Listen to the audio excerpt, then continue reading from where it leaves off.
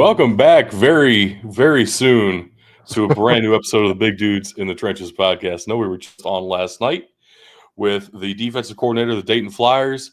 Today, we have another very special guest for you that we had to make a special time for because, oh my gosh, we have the head coach of the William and Mary Tribe.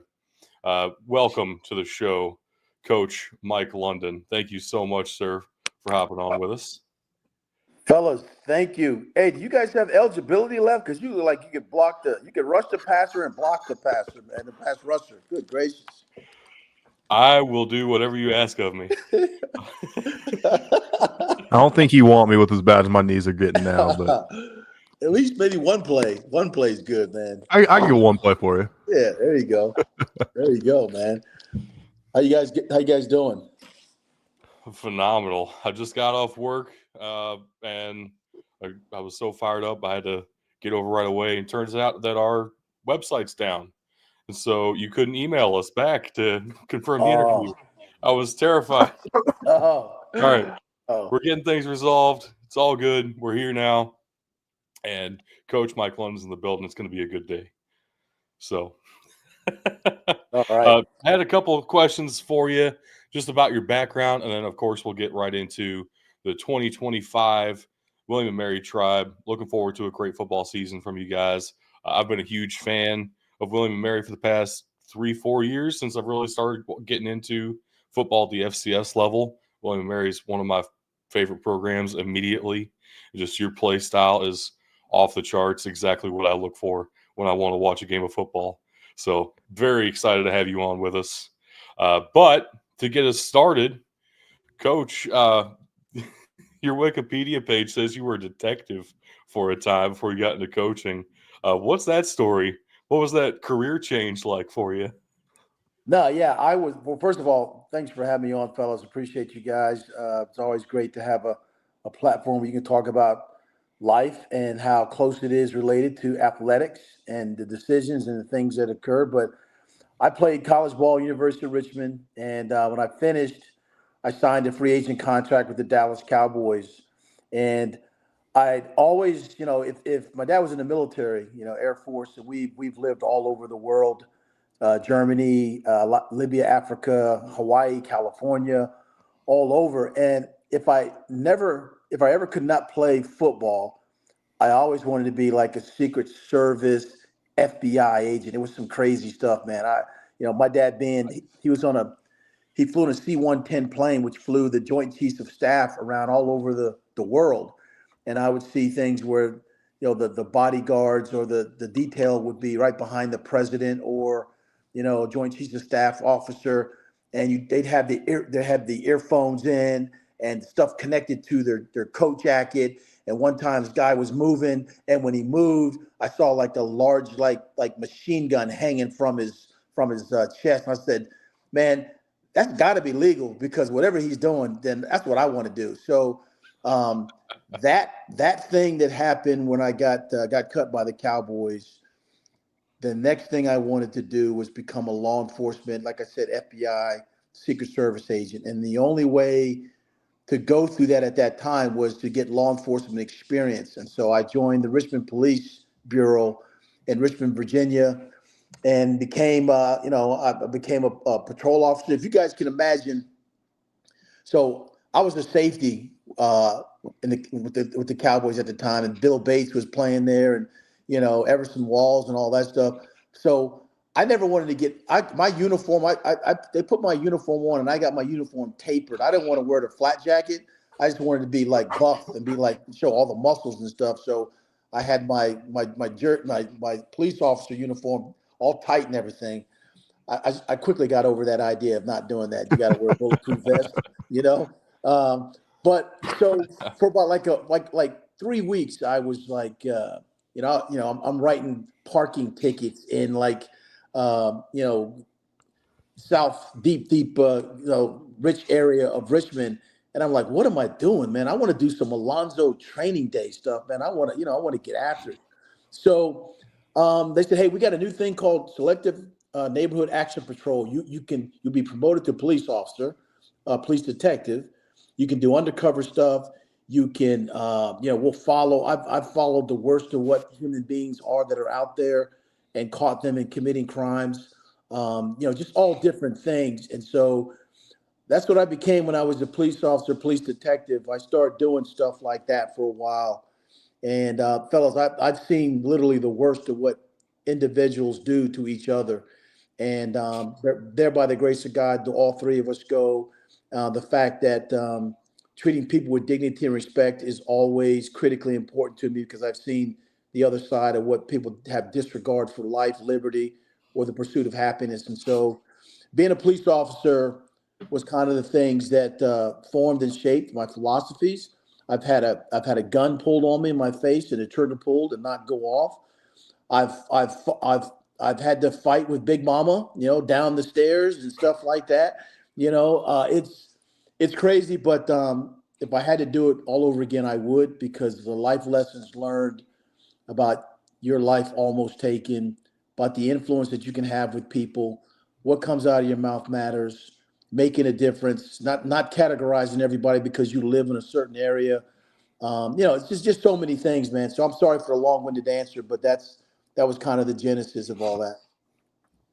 Yeah, absolutely. I mean, being in the Air Force myself, I see exactly how a lot of that stuff can shape you and definitely kind of mold your opinion and your philosophies.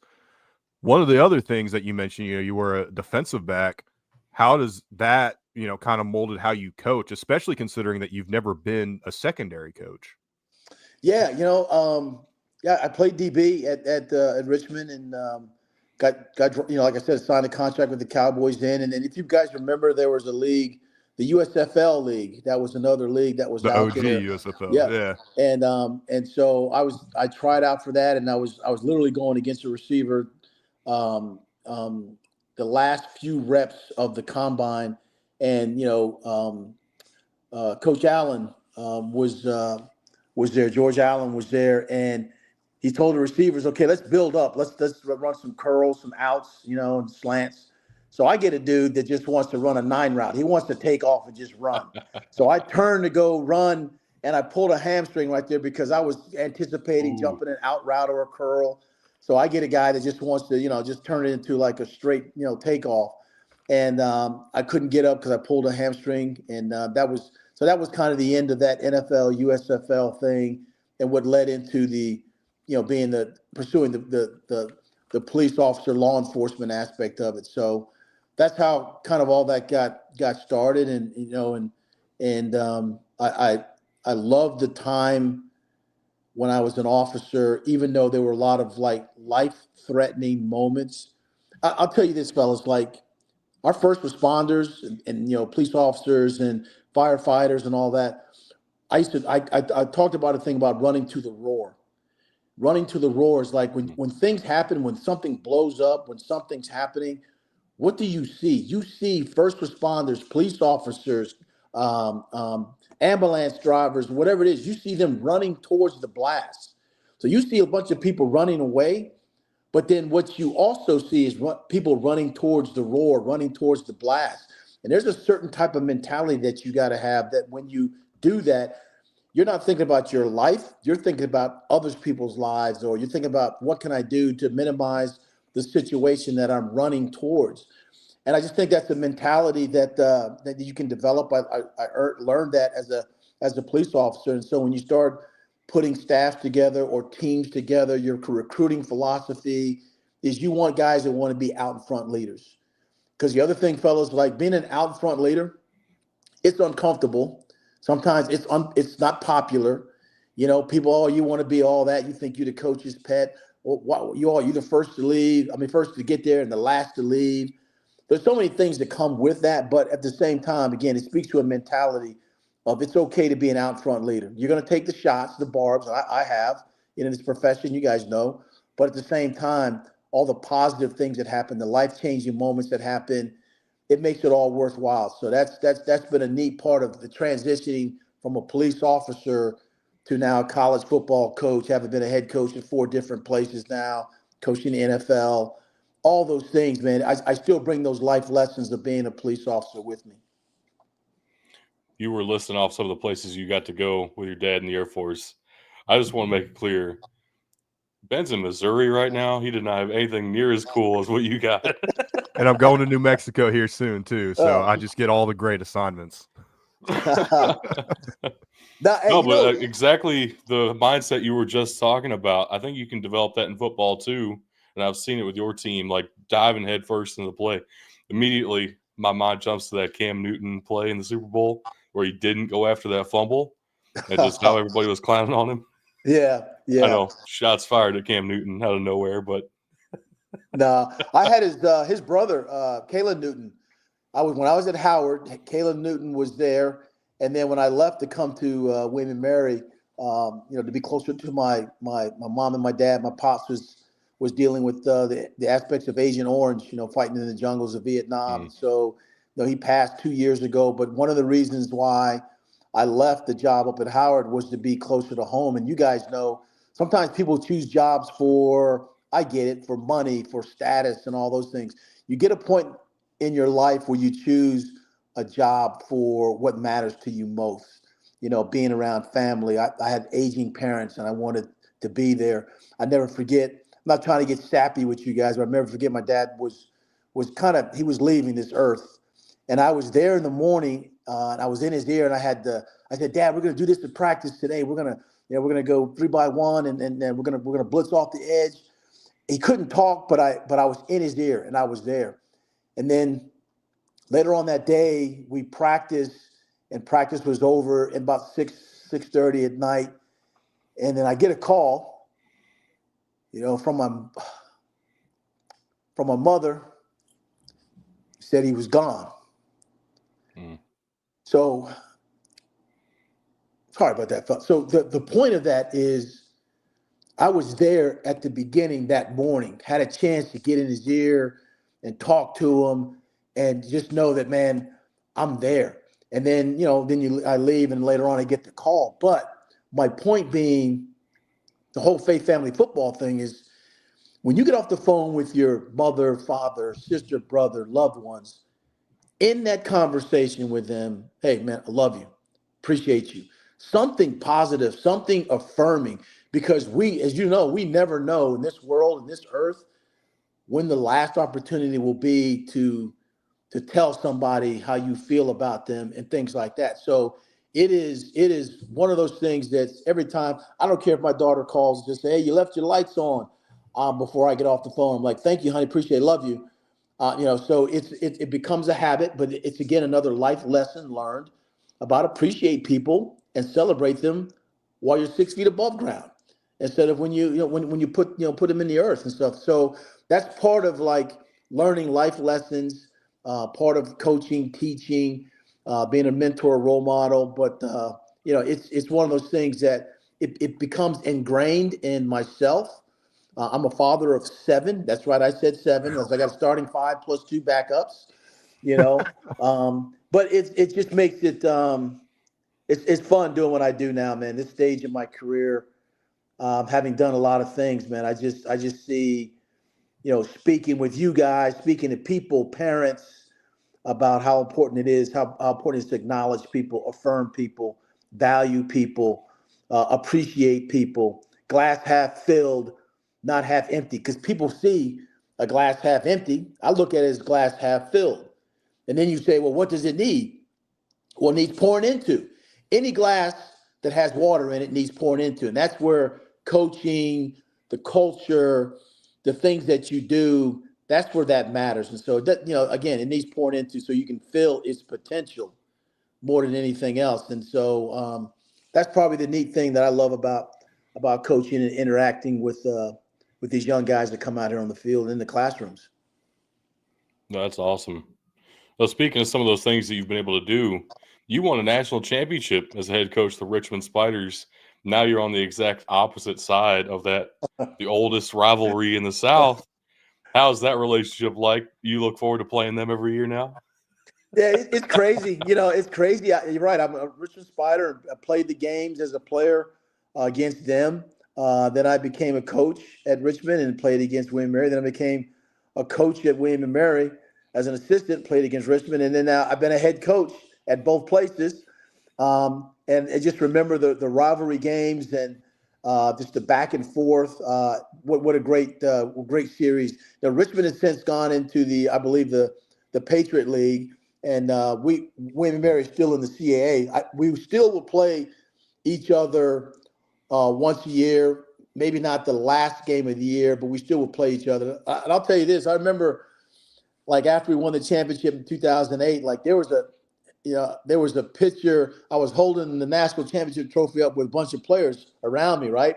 So I'm at William & Mary now. Oh, traitor, what are you doing? So we go to play them, and the picture that had me holding the trophy up with the other players around me, they blotted out my face, man. They blotted my face out because I was on the other side. You can see the players with their number one up and stuff like that, but who's the guy holding the trophy?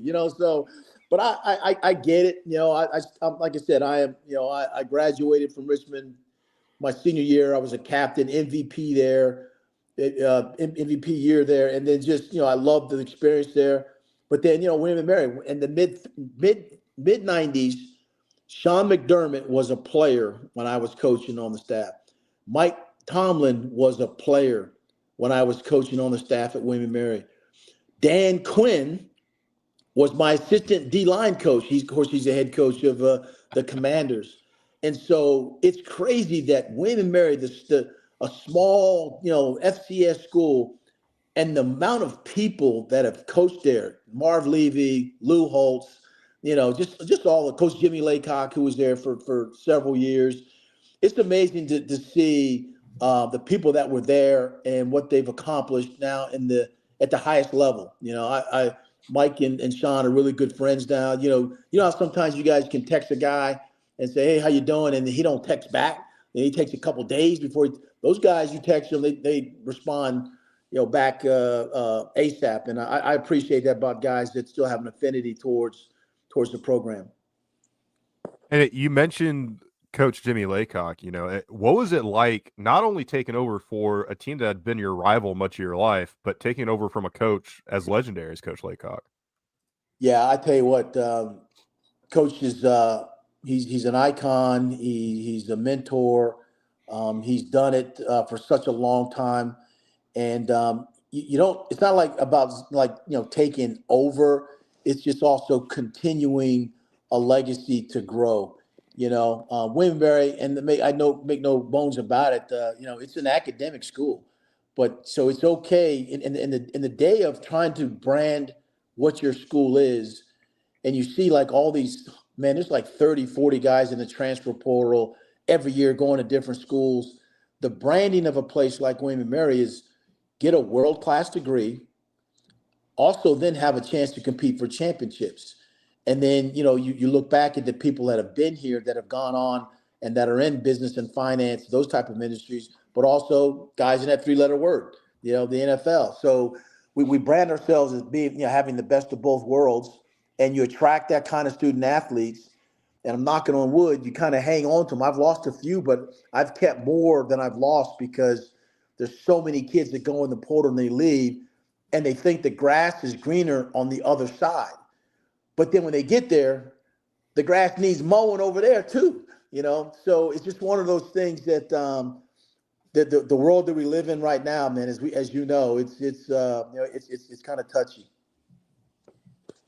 Yeah, speaking of that NFL pipeline you got going on, you have one of my favorite players, one of our picks for award this year, FCS Offensive Lineman of the Year, going to the NFL draft here. Charles Grant, of course, one of the best players I've seen in quite a while.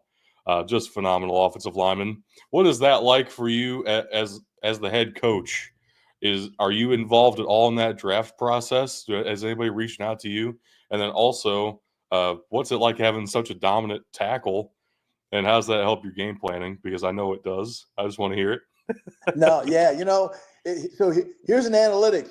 Run it over this dude's way right here. There you go. There's your analytics right there. Perfect. Because the analytics can go the other way, where you might be Charles is the left tackle, so you might be like, hey, let's run the ball, 19, wide stretch zone.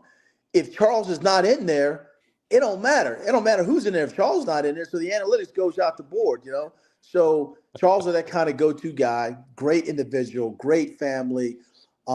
He's done a phenomenal job. He was one of those stories that the branding of earning a degree at William and Mary, the networking of the people, like I say, that are all over in business, finance, marketing, whatever it may be. But then knowing that there was an NFL tree, a coaching tree, not only just coaches, but scouts, general managers. And so he ended up he ended up he ended up staying and allowing us to. You guys still got me? Yeah, Yes, we sir. got you. Okay, yeah, my stuff. He ended up staying because he wanted to earn that degree. He knew the pedigree that William and Mary had, and now he's worked himself. He's working himself into a way to be second, third round pick, that kind of thing. But some people are saying, hey, maybe even higher. I mean, who knows? Our pro day is coming up in March. He has a great pro day, wingspan, athletic, all those things. You could see some great things happening for him. But he is the kind of guy, and when we got him, 6'4", maybe 240.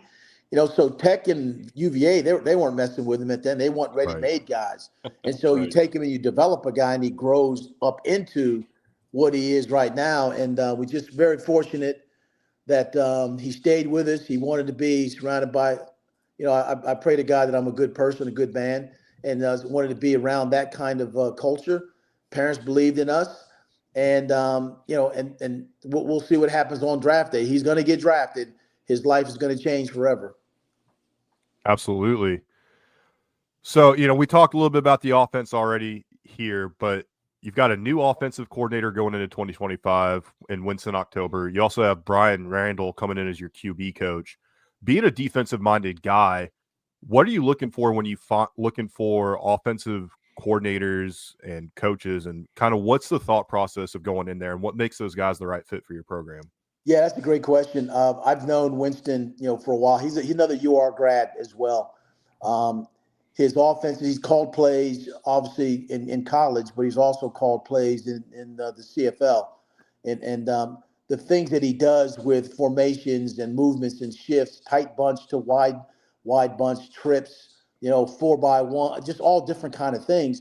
It causes defenses nightmares, and so he'll be on the field with formations and shift to things that your tight end, all of a sudden he flexes out to be the X, and now you got to match up with a 5'9" corner on your 6'6" tight end. So I think bringing all those types of things, variances, is going to help us move the ball, be more efficient.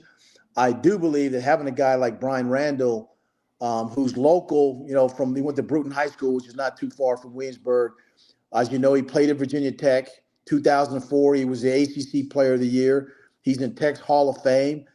He's the faith family football is something that's very much has attracted him as well. So it goes back to trying to getting the right people again. I think what better way for my quarterbacks to prosper than to have a guy that's played it at every level from NFL to CFL to Arena League, a highly competitive, great coach, great teacher, and so I think those two combinations with Winston and him and the rest of the staff that we have on offense is learning the style that Winston's brought to us is going to make it interesting, but also defense is going to have to be aware of how you check, what do you do, how do you match personnel, do you stay just one check defense, or do you also evolve to where you make multiple checks? And so we'll see. We're in spring practice. We have practice number 3 tomorrow, and then 4 Saturday. But we're a work in progress, fellas, and I look forward to seeing the finished product as spring comes at the end, March 8th, 9th for us. That is a hilarious answer, though. As a defensive coach, you're looking for an offensive coordinator who gives you nightmares.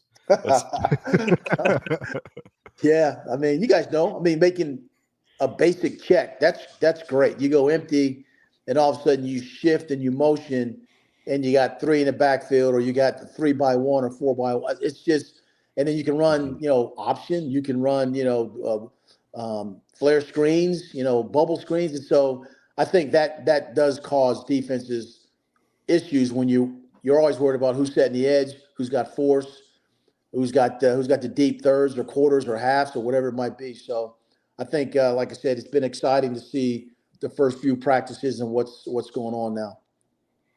That's awesome. So you've already mentioned the transfer portal a little bit. I will just say one of my favorite players when I was started getting into William & Mary was John Pius. Just incredible player. Of course, spent last year with the Wisconsin Badgers. But how has that process really affected you guys? What's your strategy with the transfer portal? You have to have a strategy. It's impossible not to. And it's just it's reality now. How are you guys dealing with it? Yeah, I mean, again, you guys see the House settlement is coming out here in April, where they're going to say, hey, either the schools you hold on, you run your collectives, your NIL, or you guys can still basically outsource it to other people. I know a lot of schools don't want to have it in house, because then you got to deal with certain elements of whether it's Title IX, gender equity, or whatever it is like that. And then if you outsource it, then you're worried about people that having the direct access to your players. That sometimes, I'm not saying it does or it will, is hey, I heard your quarterback's out. Who do you think might be playing? So all of a sudden that access goes deeper than just the play for performance. It goes into perhaps what's happening inside the locker room. So that's of a concern. But at the same time, you have a lot of programs that do it the right way. Again, for us, we try to create. We talk about the brand again in terms of how just life after football, or even the people that are in different elements in and around our country or our world of where they are, sat in those seats as a player when you're at William & Mary. Like I said, Sean and Mike, they do a great job of coming back and talking to our guys, the scouts, the front office personnel. So I will say this, regardless of any level, I think what coaching and what this portal thing has done is put the emphasis on a coach that can you get him to say yes, and that's the high school player, or the guy that's in the portal. That's going to be the worth of your coach, or one of the things you evaluate your coach with. Can you get a kid to say yes, the high school kid or the transfer portal? 2, can you keep him there? Can you keep him there? That means that do you have a relationship with the young man? Because imagine this, fellas, if a kid had a bad relationship with his position coach, then he goes to the cafeteria and the food's cold. Oh man, I hated him. Then he goes to the library, he can't check out the book that he's supposed to get.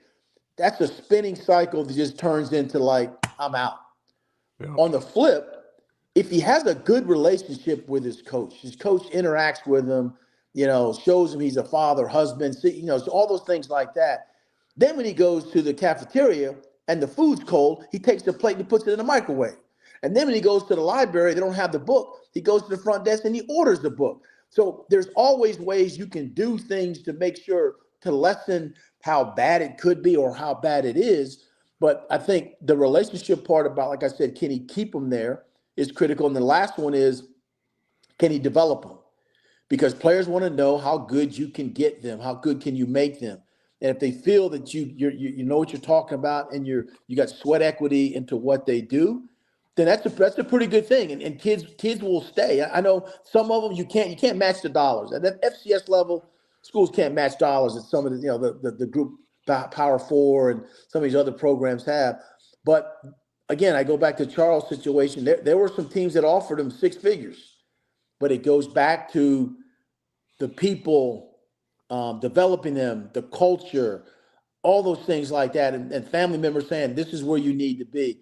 And so that's our calling card to a lot of kids. You mentioned John Pius, love him. Great pass rusher for us, was a Buchanan Award finalist a couple years ago.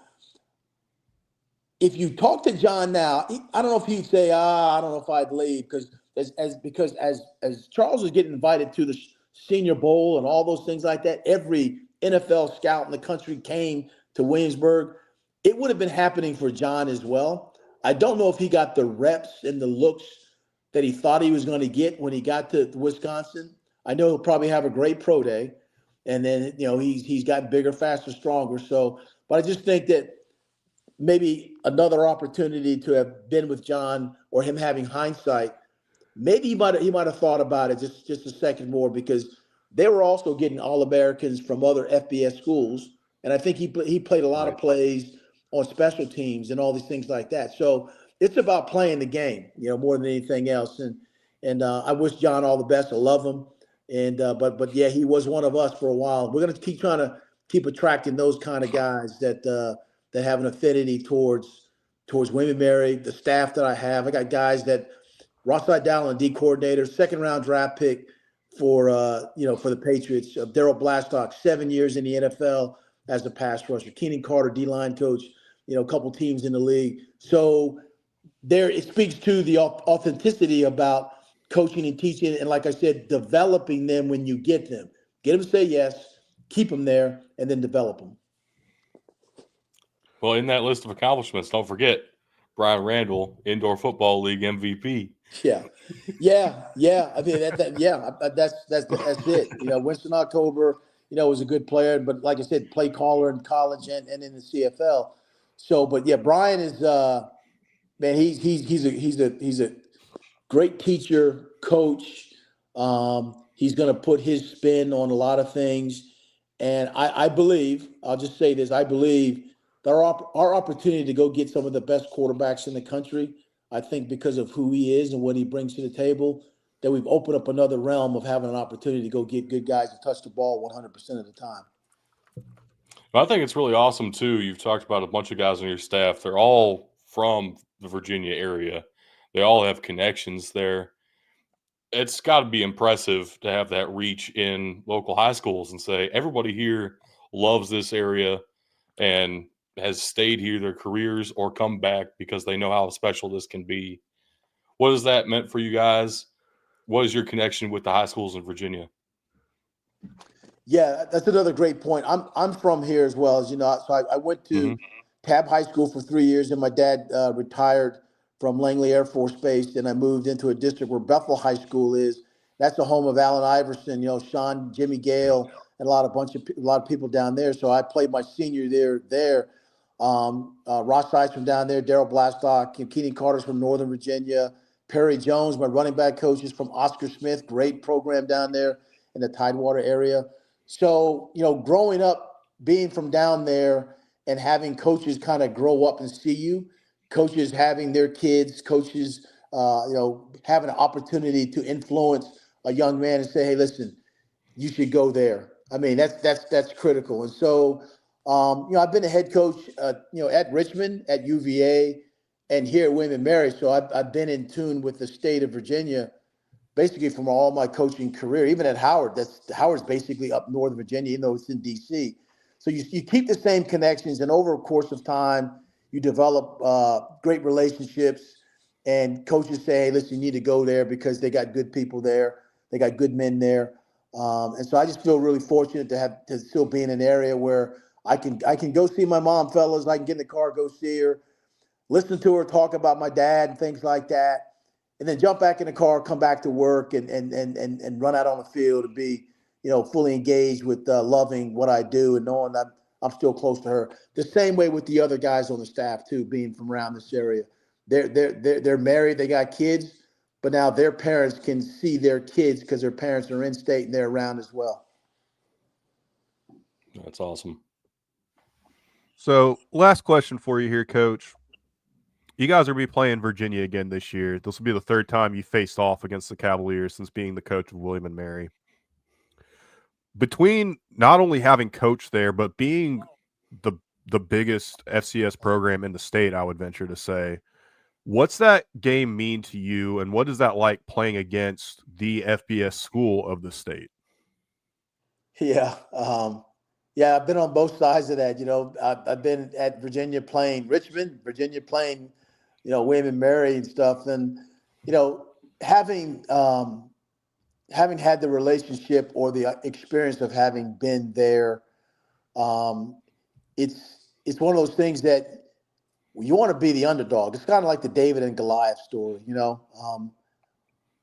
being at William & Mary, we went down, we played Charlotte, and we beat them. We weren't supposed to beat them. Being at Richmond, we played Duke. We beat them when I was at Richmond. And at Howard, arguably the largest upset in college football history is FCS Howard beating UNLV when we were there. So it's a sense of pride and accomplishment, knowing that probably from the other side that they look at you like, we got 80-something scholarships. You guys got 60, whatever you got, and we're way better than you. Look at the stadium we play in. So I've been on both sides of the spectrum and dealing with the players' psyches on that. So we will obviously always play the underdog role. They don't respect us. Let's go do everything we can to win this game. Coaches be creative. Let's play. Let's call plays, not being afraid of things.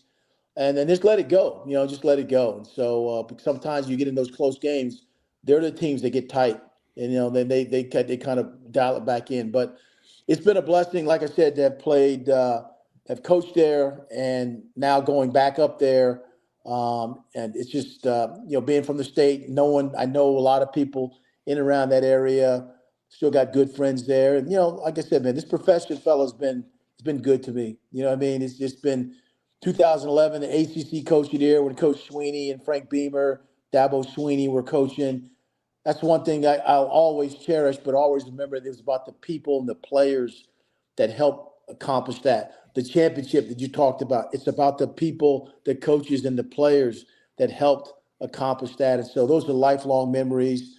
And you know what? Just look forward to keep trying to create memories, fellas, as we're still 6 feet above ground, as I say. Absolutely. So, yeah. Well, that was all the questions we had prepared for you. Anything else you wanted to dive into? Anything you wanted to shout out? The last thing I would say is, I don't know if you guys know the story of I'm a bone marrow donor to my daughter Tyson. Back when I was at Boston College, she got sick, very sick. Tom O'Brien was the head coach at that time. Tom's been a long-time assistant at Virginia, Navy, all over, NC State. And at the time, the Children's Hospital in Boston said, your daughter has a disease called Fanconi anemia, which is your body's inability to fight off infections. And the only cure is a bone marrow transplant. So I'm a young coach, like in 1997. I'm a young coach, and I'm like, all right, how much one of those cost? They're like, doesn't work that way. You have to be typed. Your blood has to be checked to see if you have the same properties, and you got to join the registry. And so we joined the National Bone Marrow Registry. We couldn't find a match for her. Then I was leaving Boston College to come to Virginia. Al Grove was the head coach at that time. And on the process of coming back this way, John Hopkins was the hospital that said they were world renowned for doing bone marrow transplants. And so I'll never forget, we were making the transition from Boston back to Charlottesville, and John Hopkins' doctor said, you know what, Mr. London, let's try you as a parent. But the odds that a parent is a match for their own child, it's 10,000 to 1. It's very, very rare. So I remember getting my blood tested after going through the National Registry and not finding a match. And I remember in an office meeting with them, they said, Mr. London, you're the match. You're the perfect match. The perfect match. I can't even begin to tell you guys, like you're the perfect match for your own daughter. That's when the likelihood of that happening is a miracle. It's 10,000 to 1 odds. It's all these crazy things. And it's like, I'm the match. So I get emotional. I get excited about that because I'm a big proponent of doing community service things. We've had bone marrow drives every place I've been as a head coach, and I've had players, students identified as matches and saved probably up to maybe over 12 people's lives with the intervention of a person being recognized from one of the bone marrow drives that we had, was basically a cheek swab to find out what the typing may be. And then they say, hey, listen, you might be a match for an individual. Would you be willing to give take a sample of your bone marrow? And here's the thing. Back in the day, it was the procedure was going through your hip. My procedure that I did was through a pheresis machine where they basically, it's like taking blood out of your arm. You sit there, they put the needle in one arm, it goes through a machine, it collects the white blood cells, the red blood cells, bone marrow, whatever you need, and then it puts the rest back into your other arm. So they sat there and collected bone marrow from my arm at Johns Hopkins Hospital for about 4 hours. I sat there, watched TV, read a book, non-invasive, not painful. And then they took the collected sample of the bone marrow and took it up to her room where they had her IV and her drip cord, and it dripped into her body. That was the bone marrow transplant. So the old way of through the hip, was it painful? Yes. Now it's less invasive and it's less painful, but that's still a way that people still say, I want to do this. I want to be a part of this. And so, matter of fact, Charles Grant is one of those guys that gave his bone marrow to an individual and saved that individual's life. That's why I'm such a big fan, awesome. a big fan of Charles Grant, because again, here's a guy that has got everything going for him, and we do the drive, and he says, Coach, I don't care what they got to do, either through the machine or through the hip, I'm going to do it, and he did it. So that speaks to the kind of person that Charles is. But so we have we call it Tomorrow's Kids, a foundation that my daughter and I have. When I do speaking events, I don't get paid. The money goes to the event to help bone marrow drives, get supplies, parents, people that come from Indiana coming to Johns Hopkins Hospital. They need a place to stay. Well, part of the funds we raise is to help pay for their lodging and meals and things like that. So, like I said, fellas, gun pull doesn't go off, and the doctor says you're the perfect match. I got no complaints, man. I got no complaints. I feel really fortunate and blessed, and I appreciate you letting me share that story. But that's a big part of who I am as well. It's like perfect match. Who, me? The underdog. Marginalized or minimized. Hey, it's not what they call you; it's what you answer to. Be an out front leader. Being out front leader and be acknowledged and affirm and appreciate other people, because you can do that. You can bring them along as well. That's kind of been the whole life approach to things, because it's been life approach to playing this game, as you know. So thanks for the question, and I appreciate the ask and the chance to share that story. Well, that's incredible. I think I'll be sharing that one for a long time. That's moving. Absolutely. But Thank you. Thank you Appreciate so that. much for joining us, Coach. Very much looking forward to watching the Tribe this season. And yeah, go William and Mary. All right, Tribe. go Tribe. Yeah, appreciate you guys. If you guys, if you need anything, let me know. Like I said, I can maybe after or during maybe the pro day or something like that, kind of maybe try to live stream Charles or some of these other guys, because we got about 3 or 4 other guys who are going to have a chance to play. Bronson Yoder, Hollis Mathis, we got guys, Marcus Barnes, those guys have played in all-star games, since the season's been over. So we're going to have probably every NFL team on Waynesburg's campus, William and Mary, towards the end of March there and stuff like that. I'll let you guys know the date, and if you want to do something, try to grab an interview or something like that, or just kind of stream some stuff that's going on with the scouts, we could do that as well. Yeah, absolutely. All right. Absolutely. All right, man. Yeah, thank you very much, Coach. All right. Have a good evening. Thank you too, Coach. See you. Bye-bye. Ooh. That was amazing. What a great podcast. Wow, what a great podcast. That didn't even do it justice. That didn't even do it justice. Oh my gosh. I'm pumped up. I'm fired up. I'm going to run through a wall right now. Yeah, I can't see why this guy is a great recruiter. I mean, it's just it boggles the mind, really. No telling. Oh my gosh. All right. Well, stay tuned, folks. We're trying to get some more folks on the show. If you have any connections to any athletic departments and want to set us up, reach out. Otherwise, we'll be reaching out to a bunch of folks too. Yeah. So, or if you're interested, if you are watching this podcast for some reason, hit us up. Our DMs are open as long as you're following us, right? I think that's all we need. So hit us up. We'd love to talk football with you. And as you saw, just kind of talk about life as well. So thank you so much to Coach London there. That was everything we could ask for and more, for sure. Absolutely beautiful. But all right, folks, links been scrolling across the bottom of the screen. Same as yesterday. We're not going to go all out reading them out. This is Mike London's time, and oh my gosh, beautiful. Absolutely. So thank you for tuning in, folks. We'll catch you around. Peace.